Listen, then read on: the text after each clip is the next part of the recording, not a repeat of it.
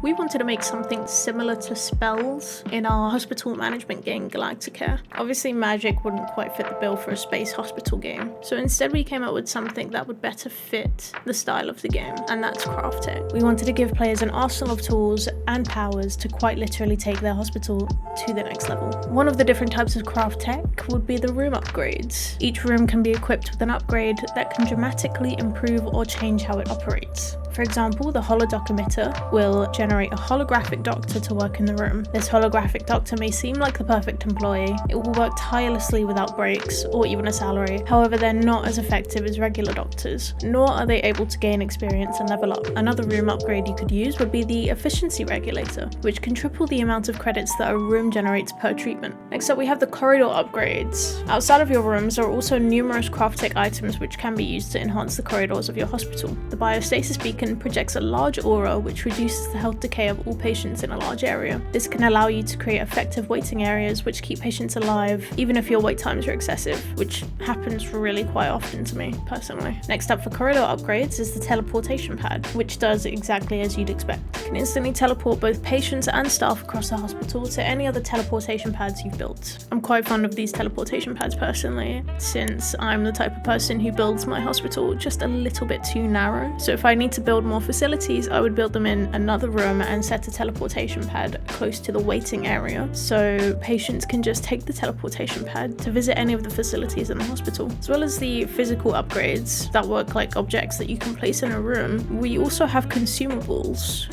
These are one-use consumable items. One of these consumables is called the stabilizing solution. You can make use of it to fully restore the health of a single patient by simply dropping it on top of them. This will allow you to bring a patient back from the brink of death, giving you plenty of time in which to treat them. Another consumable is called the genetic replicator. If you find yourself particularly attached to a doctor, why limit yourself to just one of them? The genetic replicator allows you to clone any of your non-consultant doctors. So depending on how many genetic replicators you have, you could have so many of the exact same doctor over and over and over again. So how do you actually acquire craft tech?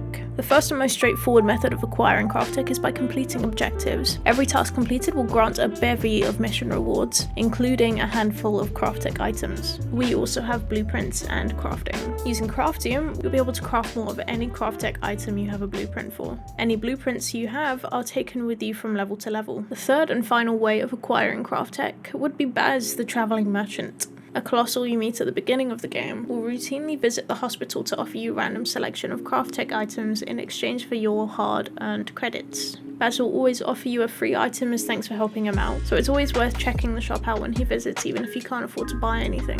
Many of these components began life as independent features before eventually being wrapped into craft tech. For example, room upgrades were originally going to be small, invisible stat enhancements with space for up to 3 upgrades per room. As the system evolved, we pivoted to only allowing 1 upgrade in order to allow them to be much more powerful. The primary driver for this change was us wanting each individual decision to be more meaningful and impactful. 3 upgrades which provide an extra 50% money, research or experience aren't super exciting on their own, but an upgrade which triples the income for 1 room, that's much more noticeable. We also eventually decided to give these upgrades a physical presence in the world. We initially made the decision for them to be invisible, but the desire to be able to physically see and interact with the upgrades eventually won out. We landed on these high-tech totem pole-like devices to represent our various upgrades. The traveling merchant also evolved quite a bit. The original aim was to provide a way for the player to access various systems, room upgrades, more medibots, and consultant equipment in a friendly and characterful way. Characterfulness being a key goal for us throughout the entire game. The merchant was originally just some guy called